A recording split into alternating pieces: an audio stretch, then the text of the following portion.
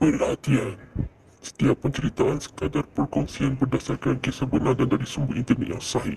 Hai geng, Assalamualaikum. Welcome to channel Faiz Cerita.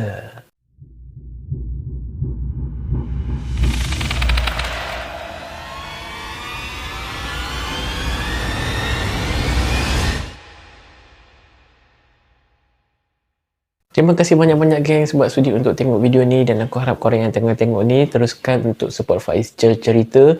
Pada yang baru tengok ni, aku harap kalau tidak keberatan korang sudi-sudikanlah untuk support hanya dengan subscribe, like dan share. Aku nak kongsikan ada satu pengalaman ni datang daripada seseorang yang dikenali dengan nama Zahid.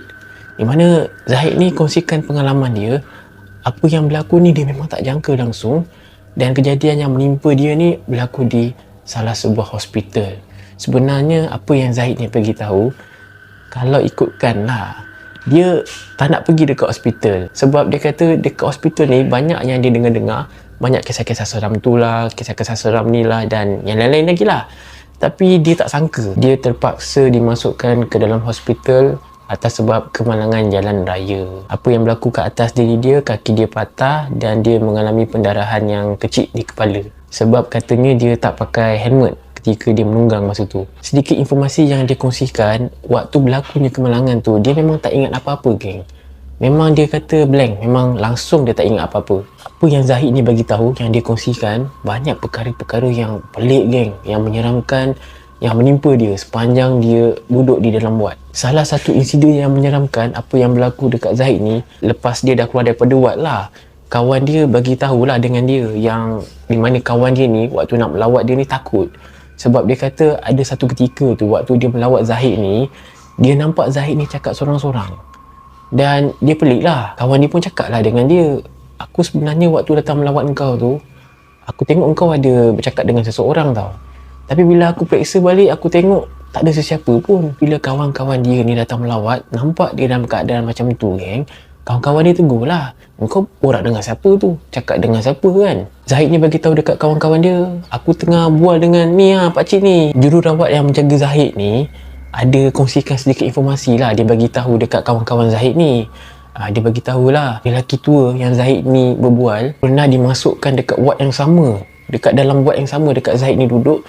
Dan pakcik tu dah meninggal dunia seminggu sebelum Zahid masuk. Selepas Zahid ni dah sihat, dia dah keluar kan, kawan-kawan dia bagi tahu balik lah perkara ni.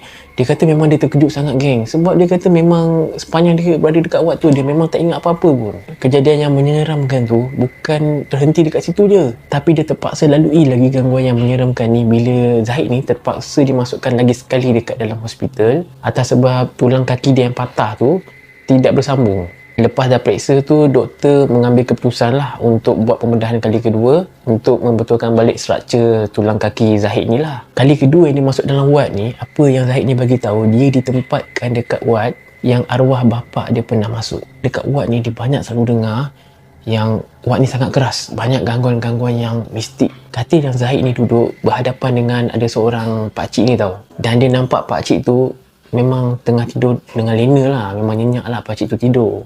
Tak lama kemudian ada jururawat datang lah nak ambil darah Zahid ni lah. Zahid ni macam nak tahulah, macam yelah pakcik ni apa sebab dia masuk sini dan sebagainya. Dia tanya dekat jururawat tu lah. Rupa-rupanya pakcik tua yang dia tengah tengok tu bukan tengah tidur geng.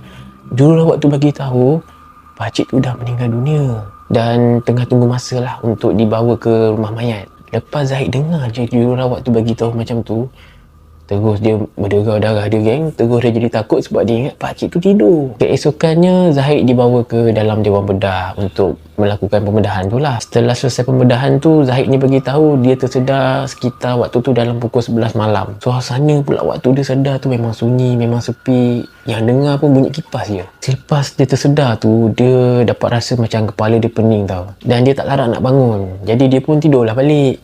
Kali kedua dia terjaga tu, dia ada dengar macam bunyi haiwan seakan-akan macam tengah melahap dengan sangat-sangat rakus. Yelah dah dengar macam tu kan, dia pun nak tengok lah. Dia buka lah mata pelan-pelan. Dia kata dia sangat-sangat terkejut. Sebab apa? Dia nampak kaki dia yang berbalut.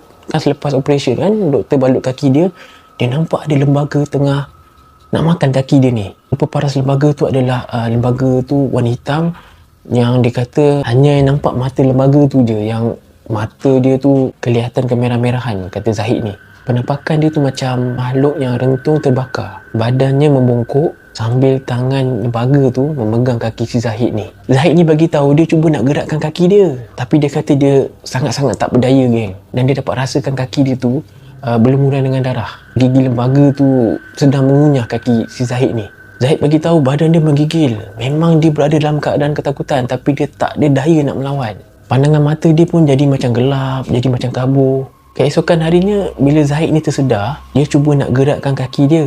Tapi dia dapat rasa kaki dia tu berada dalam keadaan yang sangat-sangat sakit. Yang sakit tu memang sakit yang luar biasa, geng. Dia nak tengok kaki dia nak check lah keadaan kaki dia kan. Dia pun selak lah selimut nak tengok. Apa yang memeranjatkan dia nampak kaki dia dalam keadaan yang memang berdarah dan ada beberapa kesan cakar. Dia beritahu dengan doktor. Dia tanyalah kenapa kaki dia boleh jadi macam ni.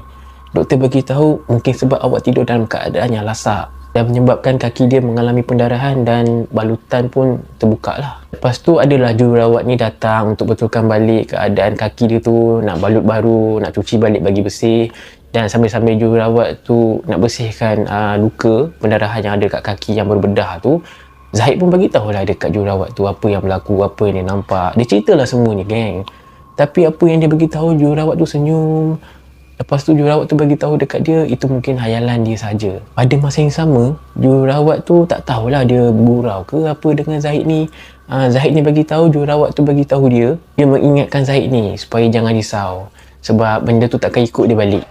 Dalam nada yang macam bergurau lah. Risaulah Zahid ni kan. Tadi jururawat ni kata macam anggap apa yang Zahid ni ceritakan tu macam mimpi, macam hayalan. Tapi dia macam gurau-gurau cakap, jangan risau Zahid, tak apa, tak ada apa-apa yang berlaku dan benda tu takkan ikut awak balik.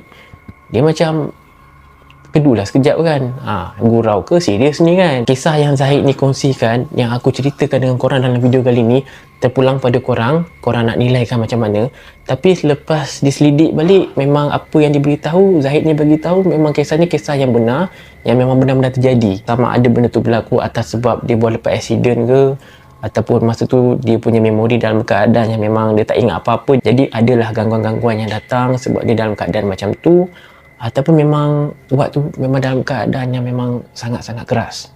Jadi aku pun tak tahu nak bagi tahu kat korang, nak ngesahkan mana satu jawapan yang sepatutnya. Aku harap korang yang tengah tengok ni bolehlah tolong bantu untuk nilaikan, bagi korang punya pandangan pendapat dekat ruangan komen tentang kisah yang aku kongsikan ni. Kalau korang ada kisah-kisah yang menarik, kisah-kisah seram yang korang pernah lalui, korang boleh sharekan dekat Faiz Cerita. Jadi kalau korang tidak keberatan, aku bolehlah kongsikan di dalam Faiz Cerita. Jadi geng, aku harap korang yang tengah tengok ni dapat stay tune sampai habis. Terima kasih banyak-banyak geng sebab sudi untuk support Faiz Cerita.